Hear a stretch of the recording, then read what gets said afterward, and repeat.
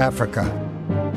It's been called the birthplace of humanity, the land where our ancestors took their first steps, yet only recently revealed as the home of a vast tropical civilization. Cities and kingdoms once spread across the continent, then vanished, leaving barely a trace. What happened to this great achievement? Professor Jared Diamond has set out to explore the great patterns of human history. It's a journey that has taken him from the jungles of New Guinea to the snow-capped peaks of Peru. His quest? To understand why one people, Europeans, have conquered so much of the world.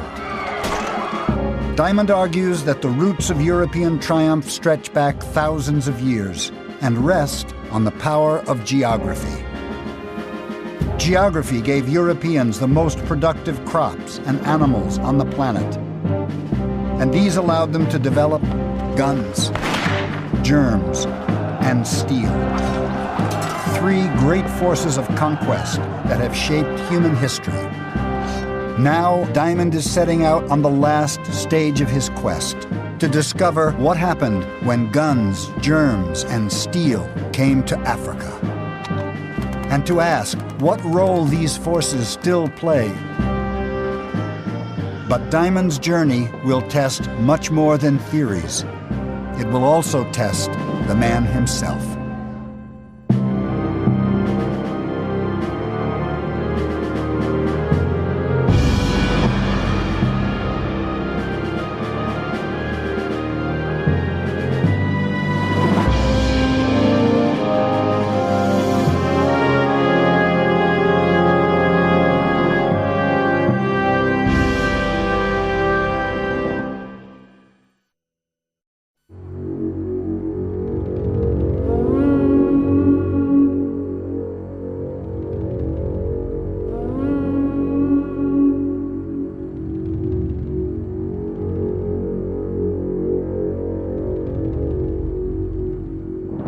A Class 19D South African Railways steam locomotive, built Glasgow, Scotland, 1932.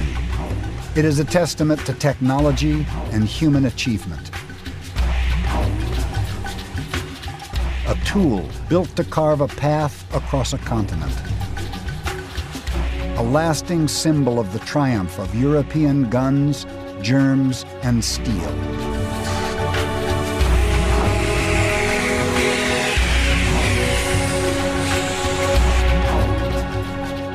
This engine and its tracks of steel will carry Jared Diamond through the story of Africa. It is a tale with its roots in ambition and greed, the peoples of Europe reaching out beyond their native lands in a quest for global conquest. As Europeans expanded around the world, they conquered other people. They built railroads, they developed rich societies modeled on Europe. They had done this successfully in North America and South America and Australia. And then they arrived in Africa, and it looked as if the same thing was starting all over again.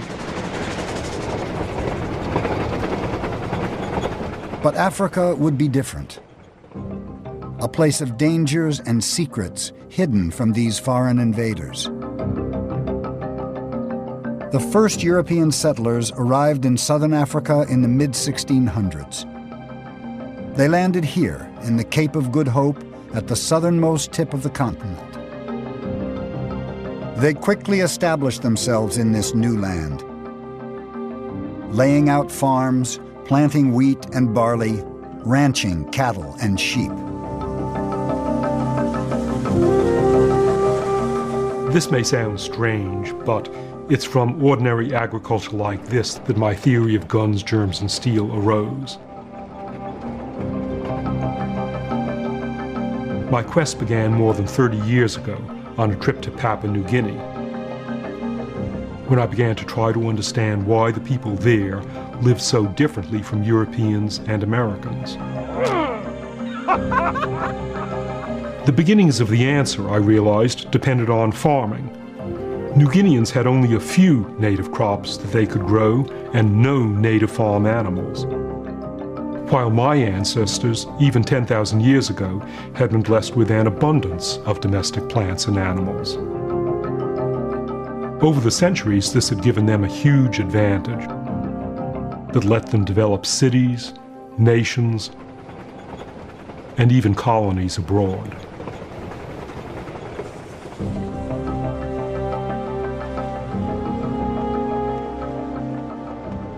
But southern Africa is 5,000 miles from Europe. How was it possible for the settlers to import European crops and animals to such a distant part of the world? As much as skill, it came down to good fortune. Geography had dealt the settlers an immensely lucky hand. They had stumbled across one of the few parts of the southern hemisphere that feels just like Europe. Because the Cape and Europe lie at a similar latitude or distance from the equator. And this means that the temperature and climate of these widely separated regions are almost exactly the same. The Europeans were able to establish prosperous farms and settlements. Properties now owned by their descendants, people like Hempeth Dutoit. So your family has been here for centuries on this land. How do you feel about the land yourself then? Well, I've always loved the land since childhood days, and agriculture has been in our family for so many generations. Tell me about the history of this farm. Well, the land was occupied in 1683. I mean, that was only a couple of years after the first settlers came to the Cape. But settlers like the Dutoit knew that this was not an empty land. Even today, their farms turn up evidence of the Cape's original inhabitants, a people known as the Khoisan. Oh, this is interesting. This is from the Stone Age. Whoa. Prior to the occupation of this land in 1683 by the settlers, this land was most probably occupied by Khoisan people. These were the tools they used to scrape the skins when they tanned the skins. Beautiful. And you can see how nicely it fits into your hand. Yeah. With the arrival of Europeans, these native peoples were driven from their land.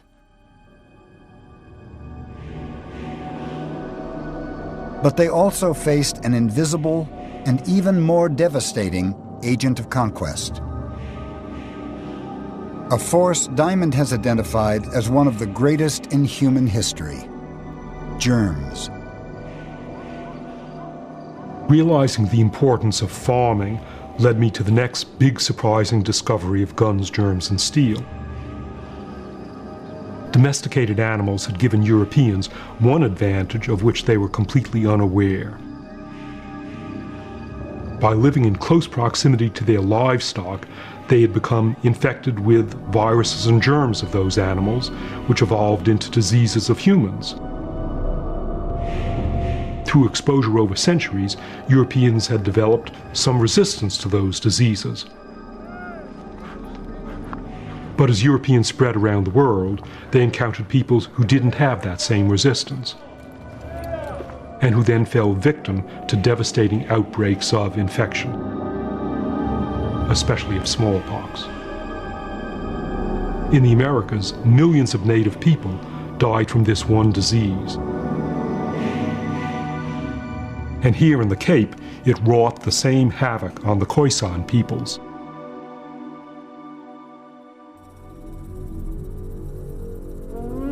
Through their farming and their germs, Europeans had established a firm foothold in the southern tip of Africa.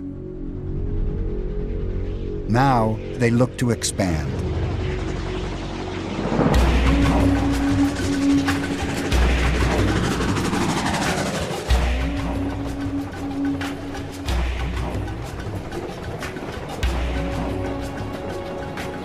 In the 1830s, there was a burst of the pioneer spirit, such as had been seen in the European expansion across North America and Australia. This time it was Dutch settlers, and these pioneers moved into the interior like the pioneers moving across North America and Australia. Over the course of the 1830s, thousands of Dutch farmers, with their families and possessions loaded into wagons, left the Cape in search of new land to settle. They called themselves the Voortrekkers, and these pioneers all wielded another agent of European conquest: the gun. This is a muzzle-loading rifle, typical of the weapon that every Voortrekker would have had in his wagon. The Boers were particularly adept at using this weapon. They could reload it and fire from horseback. These muzzle-loading rifles are still much admired by the Voortrekkers' descendants. Every single man that was in good health had at least 2 or 3 of these particular rifles. In those days, it must have been the person's life, you know. Everything depended on that, you know. They hunted with them, Yes, he hunted they protected themselves with them. It was part of him, you know. If you didn't handle a gun that day, there was something wrong with you. Yeah. Yes. Guns and the steel from which they are made were the last 2 of the great advantages that Europeans carried with them around the globe.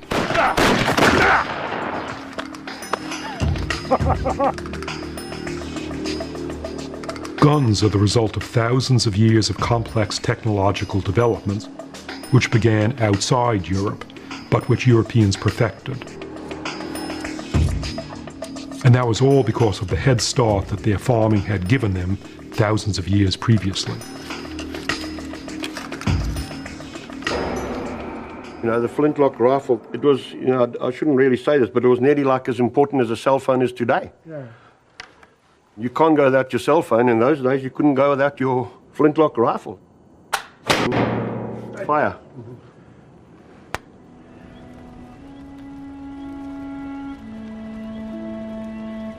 Armed as they were, the European settlers must have been confident they could overcome any obstacle as they pushed further into the African interior.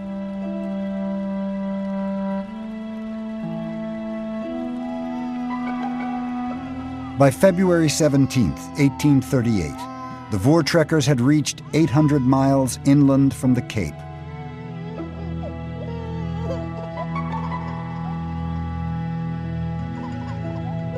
But they were entering an alien and unexplored land.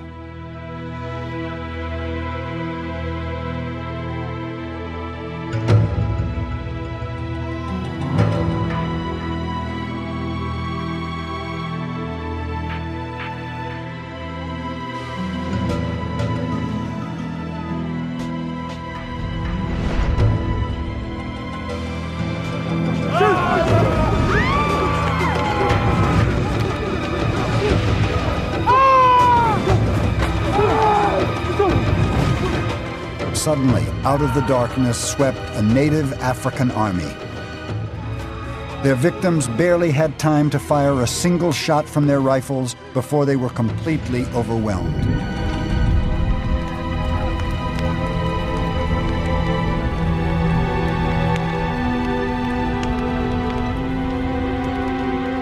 Within hours, nearly 300 Voortrekkers lay dead.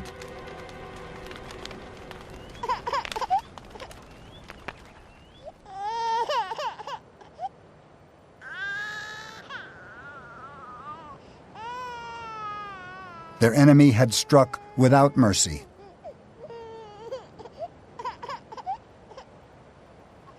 Killing men, women, and children alike.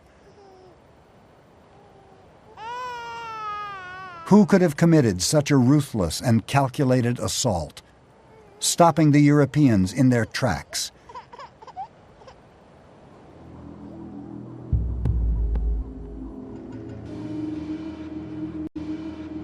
In fact, the Voortrekkers had trespassed across the border of a mighty African kingdom,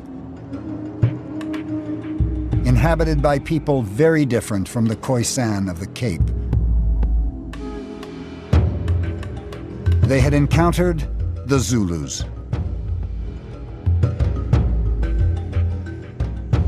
When they ran into the Zulus, they ran into a group of people who were very different to anybody else they'd been up against up until that point in time. This was an organized group of people. The Zulus were the authors of a unique and highly developed African state. Their military skills had allowed them to overwhelm their native African neighbors.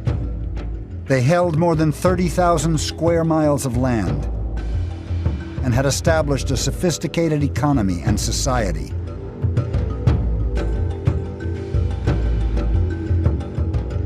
The ferocity of the Zulu defense of their land was something the Voortrekkers had simply not expected.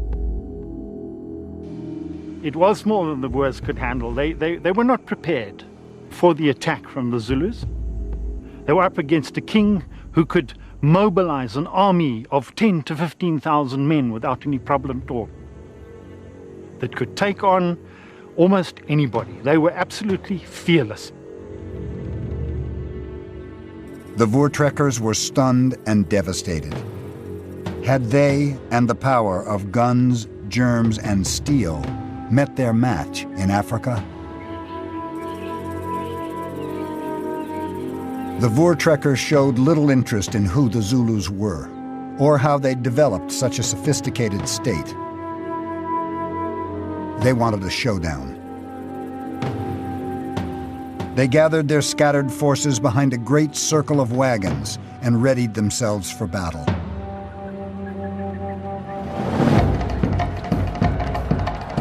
At dawn on the 16th of December, 1838, more than 10,000 Zulus stormed across the horizon, charging in to destroy the outnumbered settlers. But this time, the Europeans were able to use their technology to maximum effect. To increase the rate of fire from their muzzle-loading rifles, some would shoot while others would reload. It was shoot, hand the gun over, take the next gun, fire, hand the gun over. So every 5 or 6 seconds you could fire a shot. See, that was the important thing.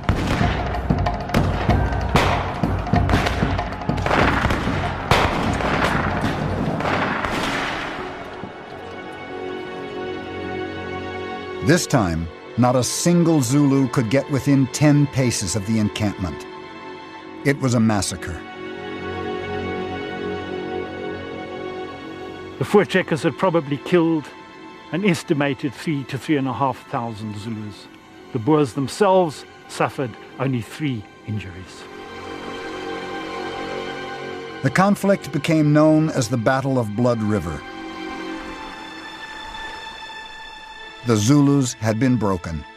Guns, germs, and steel had prevailed.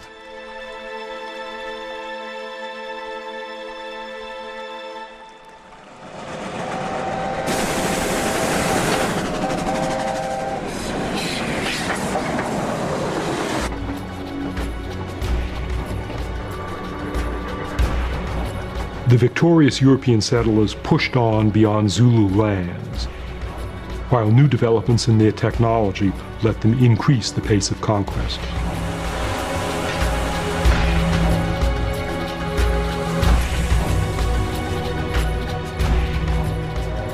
Railroads were key. With railroads, one could transport lots of people and their supplies over vast areas. And so in Africa, Europeans started to build railroads, move into the interior and transport themselves and their supplies. This was the era of the Industrial Revolution, a revolution that introduced one further weapon to the colonization of Africa. A weapon that put the same devastating firepower seen at Blood River into the hands of just a single man. This is a Maxim gun.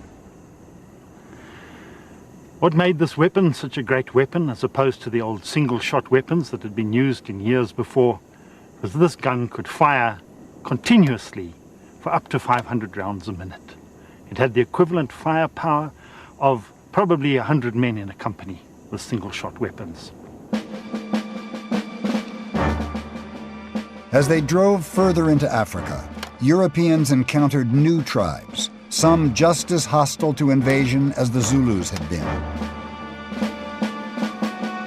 But for peoples like the Matabele, there was simply no answer to the world's first fully automatic weapon.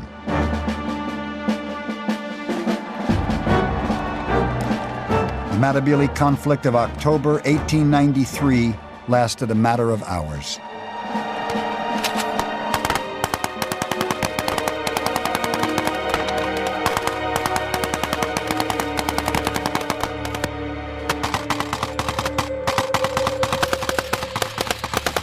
The settlers mowed down those Matabele warriors until there were only a few of them left.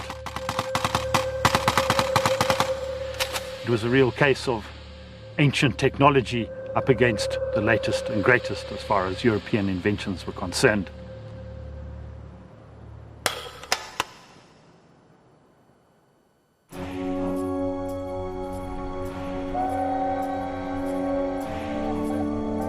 It seemed like the birth of a new age. Europeans carving a path into the interior of Africa, conquering tribe after tribe, settling where they pleased. Guns, germs, and steel triumphant. Except now, those settlers would find themselves facing an entirely new enemy. One that had once been their greatest ally: geography.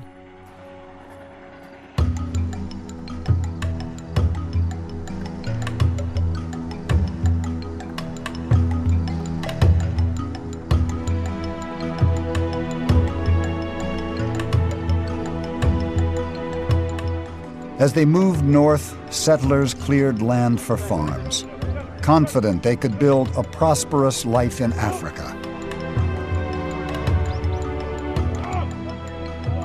But with little warning, things began to go awry. The land became impossible to plow.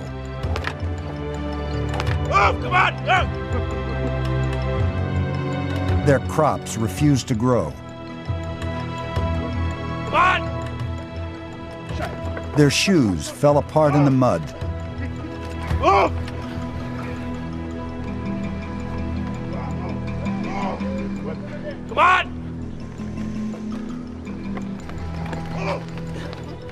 And that was only the start. Come on, man!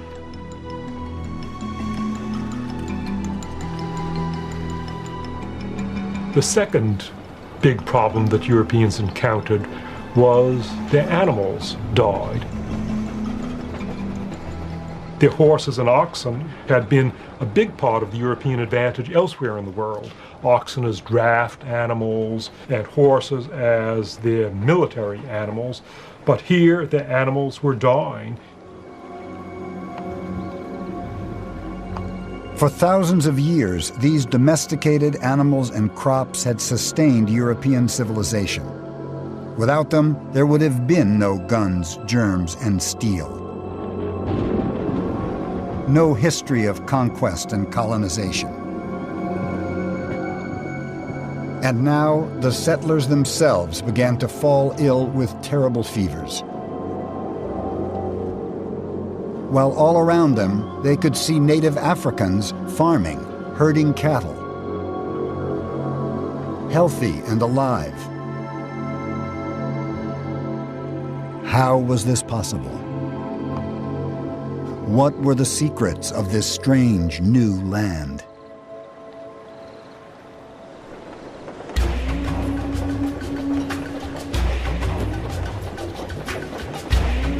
The ideas behind guns, germs, and steel all spring from an understanding of geography. And geography explains why Europeans were now failing. European crops had grown well in the Cape because the Cape was a mirror of the European world, lying on a similar latitude. But as the settlers progressed into the African interior, they'd been moving north, closer and closer to the equator. At about 23 degrees south, near the river Limpopo, they passed a major geographical boundary known as the Tropic of Capricorn. They were leaving behind their familiar European climate and entering a totally different world. They had entered the tropics. Compared to the European or temperate zones, the tropics operate by entirely different rules. Instead of the 4 seasons of Europe, North America, and the Cape, here there are just 2. The dry season and the rainy. Wheat and barley, the crops that had sustained European civilization for centuries, had not evolved to survive in this tropical climate.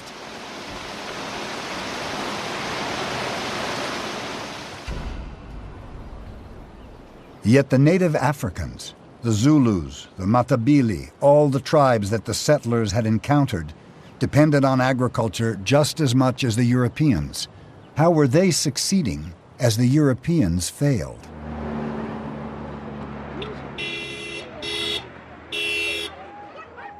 Even today, the continent of Africa is composed of thousands of different tribal groupings. Each is subtly distinct from the next in custom and language.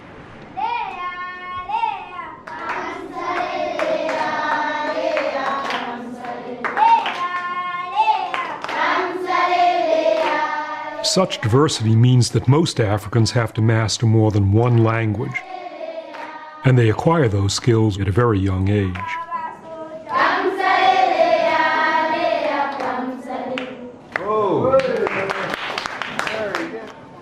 I would like to find out how many languages you speak. Who here knows how to speak Bemba? Aha! Does anybody else know how to understand or speak Lozi? You speak Lozi? Yes. Do you also speak Bemba? Yes. Is there another language that you speak also? Lovak. Lovak. That's 4 languages. That's good. Most Americans speak only one language.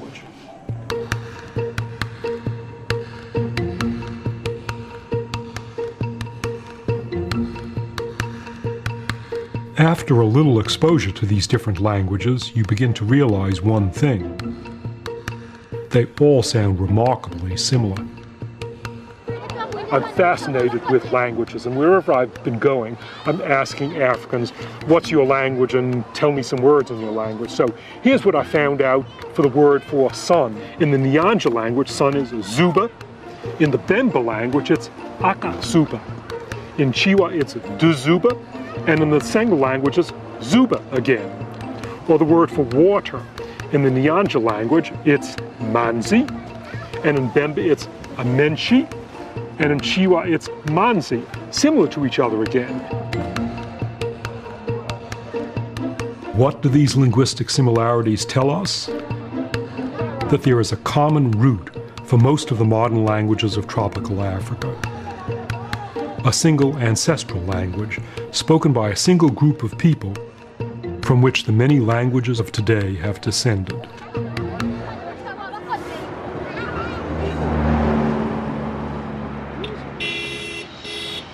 Linguistic analysis has isolated a family of languages known as Bantu, which originated in tropical West Africa. About 5,000 years ago, the early Bantu speakers began to spread into new lands, bringing their crops, their animals, and their language with them. And over centuries, Bantu culture evolved, diversifying into hundreds of tribes, expanding across the tropical region of Africa.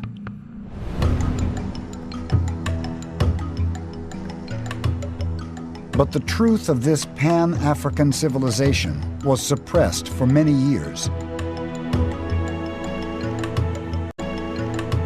Dr. Alex Skirman is trying to overturn the legacy of South Africa's racist past. She has been excavating an archaeological site on the banks of the Limpopo River.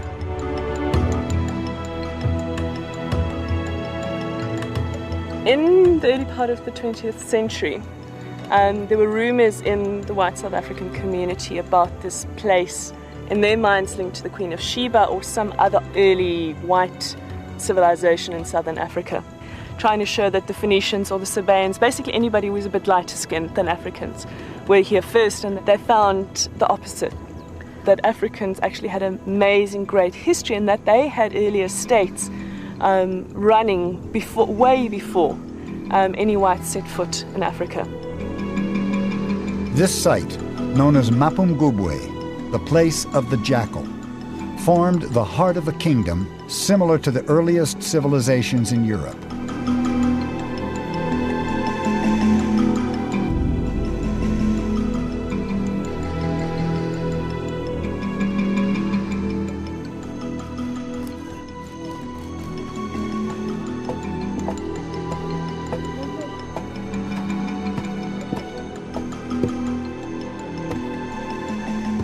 Mapungubwe was the core, it was the capital of a massive state. About 5,000 people living around this hill. But then you had several thousand other people living in the valley who produced the agricultural surplus to feed the city or town.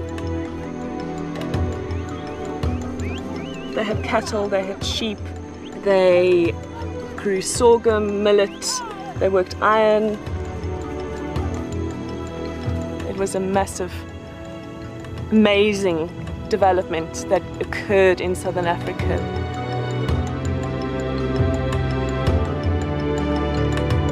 And this was not an isolated state. It formed part of a much larger economic network that had spread across southern Africa and beyond.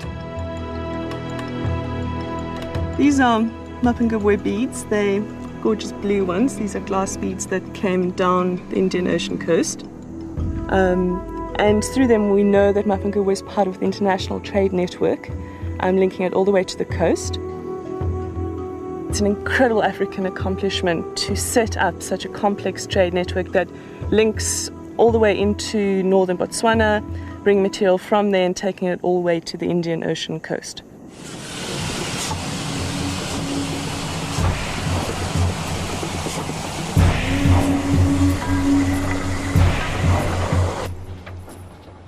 So, Africans had overcome the problems of agriculture that defeated the European settlers. They had developed a unique tropical system of agriculture that had spread across the continent and become the foundation of complex societies, trading as far afield as India.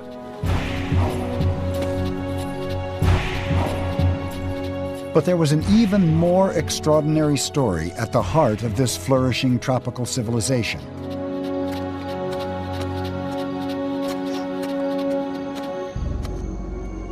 As soon as they entered the tropics, Europeans and their imported animals had fallen victim to terrible disease.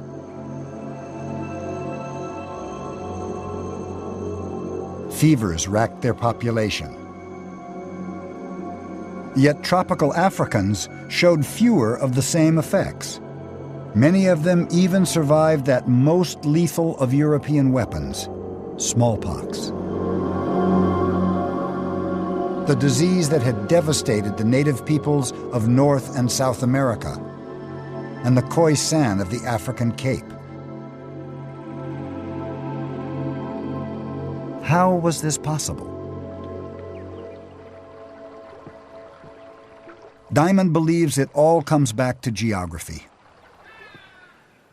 Many of the diseases that were killing the settlers and their European livestock were unique to the tropical world.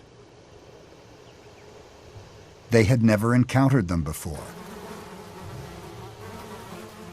It was a complete reversal of the usual pattern of conquest. In the New World, the germs had been a weapon on the side of Europeans, killing indigenous people. Here, it was indigenous germs to which Europeans had not a history of exposure. So here we have guns, germs, and steel again, but the germs working in the opposite direction, killing Europeans. The settlers and their imported livestock had fallen victim to a host of tropical infections and diseases.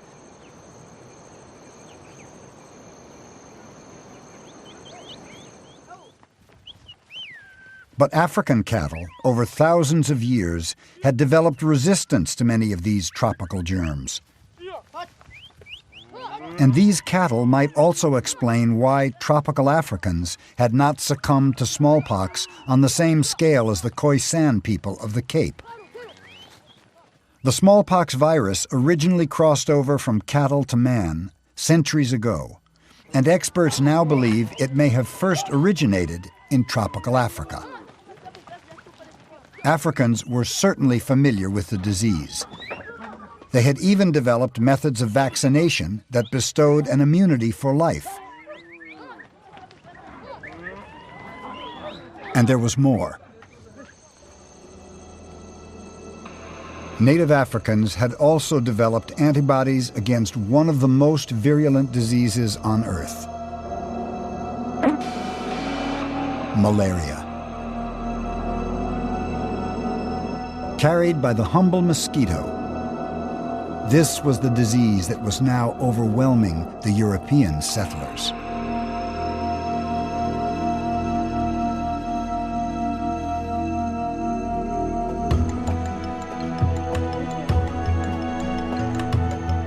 But tropical Africans were combating malaria with more than just antibodies. Their entire civilization had evolved to help them avoid infection in the first place. They tended to settle in high or dry locations, away from the wet, humid areas where mosquitoes breed. And by living in relatively small communities, spread out over vast areas, Africans could limit the level of malaria transmission. It was an extraordinary achievement.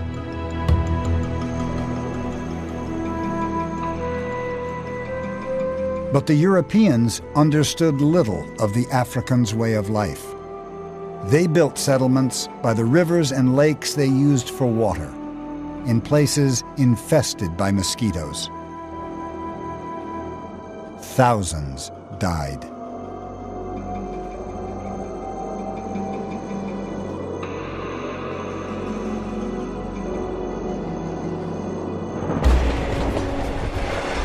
So it seemed that the tropics had defeated European guns, germs, and steel, and that Africans had emerged triumphant. They had evolved a complex civilization well suited to the tropical world. A civilization that had spread throughout the continent in a vast cultural diaspora. Was this the end of European guns, germs, and steel in Africa? What would the future hold for this mighty tropical civilization?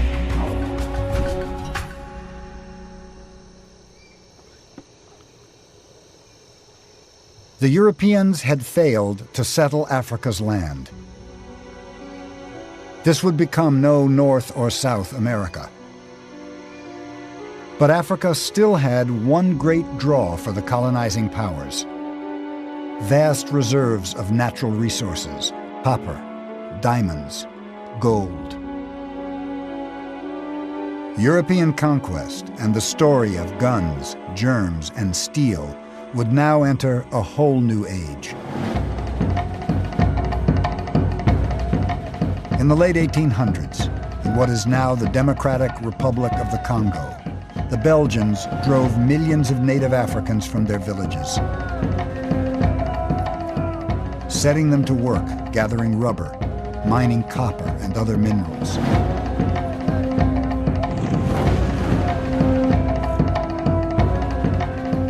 Burning their homes behind them, reducing their 1,000-year-old tropical civilization to dust and ashes.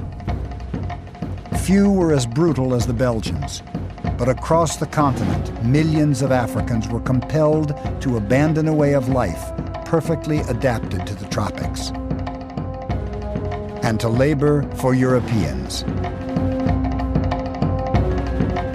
To ferry Africa's natural wealth back to Europe, the colonizers turned again to their technology, building ever greater railroads. After more than half a century and the labor of tens of thousands, tracks of shining steel reached all the way from the Cape into the very heart of the tropics.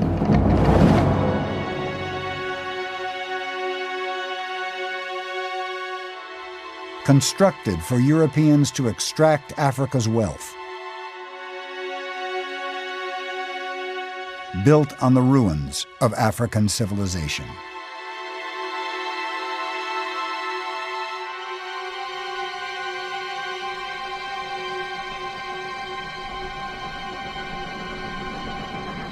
All this time, I've been uncovering the trail of guns, germs, and steel across Africa.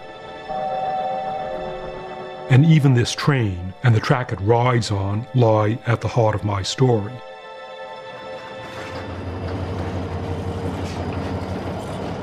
These tracks are still in use, still fulfilling their original purpose.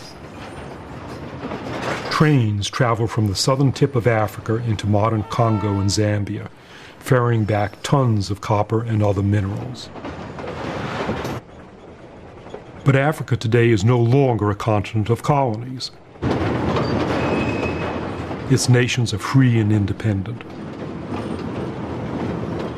What place is there for my theory of guns, germs, and steel in modern Africa?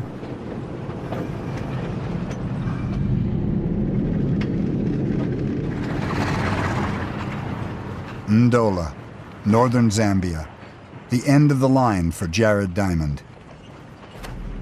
Civil war in the neighboring Congo makes it too dangerous to travel the last few miles of this track.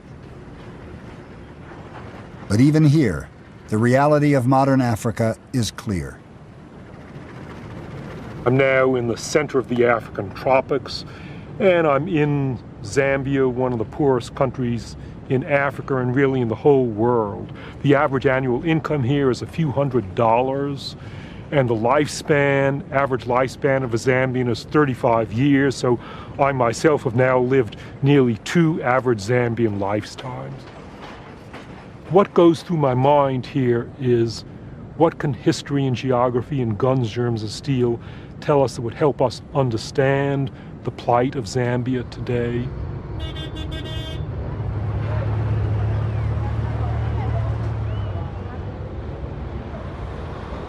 In modern Zambia, I see few signs around me of the great native civilizations that once flourished in tropical Africa.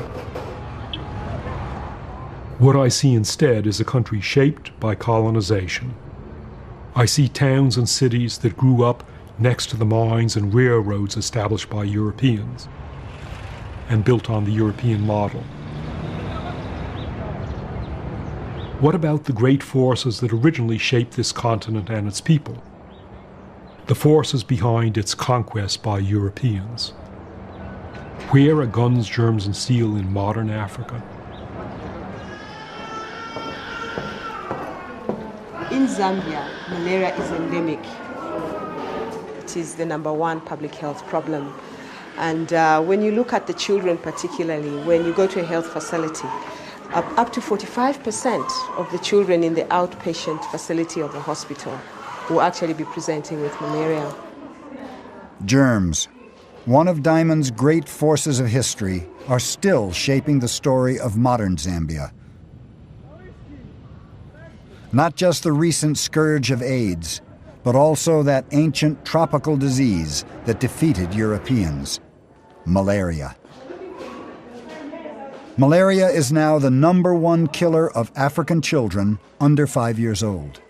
This old register will just show you the picture of the number of deaths that could have occurred within the hospital. Most of them are children below 5 years. 1 year, 6 months, 3 years, 5 months, 1 year. Most of them are really below 5 years. Tropical Africans once lived in settlements spread out over large areas, which minimized the spread of malaria. But now they're living in modern, high-density cities and towns, and the rate of infection has increased dramatically.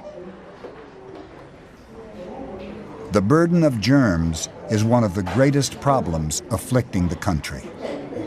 Undoubtedly, malaria has a very big economic burden on us as a country. Because as you may be aware, if so many children would be suffering from malaria, if we just look at the children who are in this ward, these mothers would be working somewhere and being productive. Yeah. So that's one direct way in which we know productivity is being affected to a large extent. It's been estimated by eminent economists that the 1% negative growth each year in Africa over the last half a century can be attributed entirely to malaria. The immunities and antibodies that Africans had developed over thousands of years to protect them from malaria no longer provide sufficient protection. The strains of the disease are mutating, and standard drugs are becoming less effective. In the high malaria season, up to 7 children a day die in this hospital. You're used to this. I'm not. What does the scene make you feel about your work in Zambia? Exactly.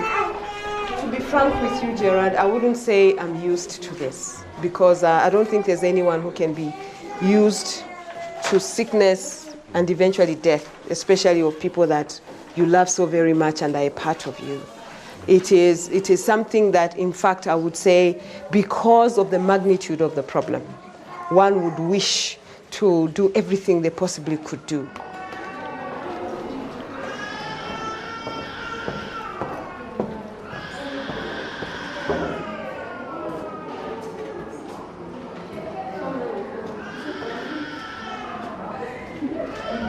Because of the fact that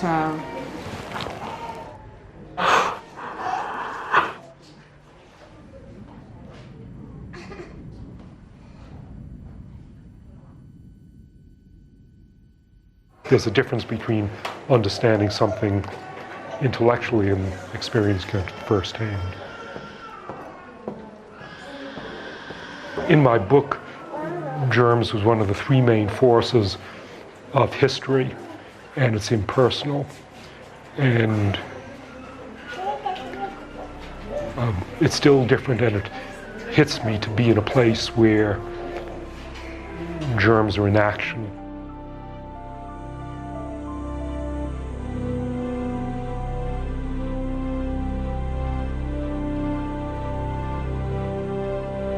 "30 years ago, I set out on a journey.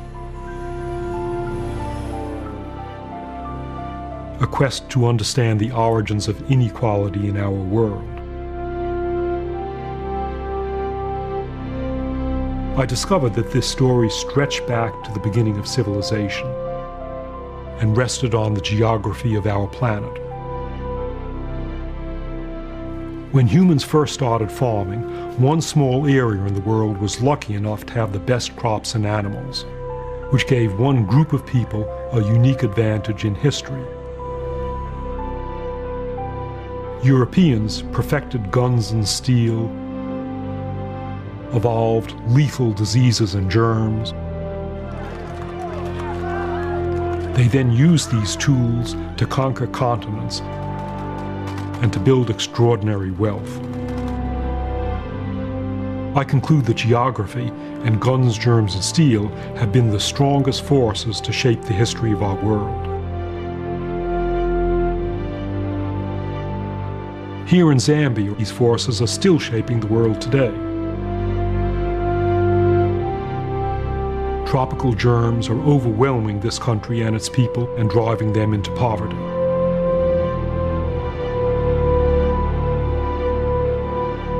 Does that mean that Zambia will always remain a victim of these great forces of history and geography?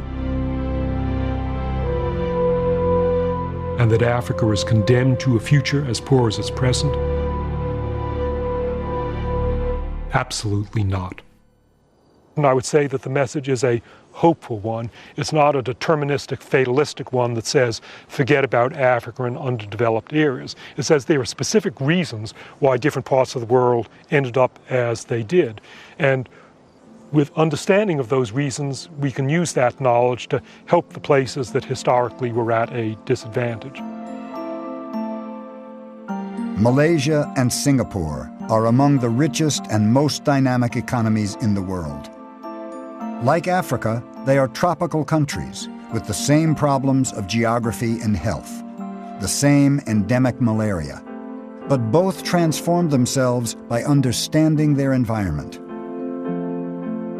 50 years ago, these countries realized the burden that geography and germs could be. Through concerted effort, they managed to almost entirely eradicate malaria from their land, transforming their economies and way of life.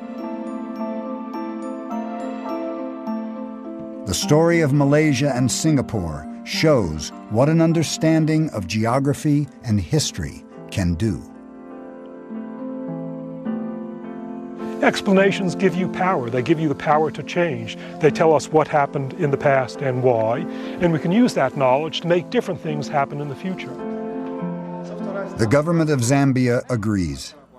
They have set up a nationwide project to try to eliminate malaria from the country, just as in Malaysia and Singapore. New drugs, even a possible vaccine, are giving them an increasing chance of success. The control of malaria will mean an improvement in the welfare of the people. And an improvement in the welfare of the people will mean increased productivity. And increased productivity will mean that we will be a wealthy nation, because that will mean that then people will have sufficient, not only food, but sufficient time to be able to do things that make a human being complete and whole and able to live a fulfilled life.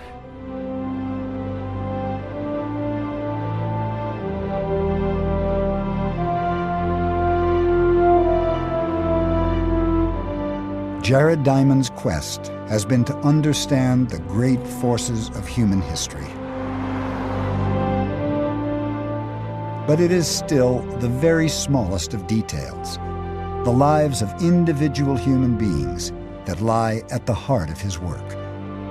When we talk about history, we talk about development, we talk about competition between societies and the wealth of nations. It can sound intellectual, but here in Africa there are human faces on it.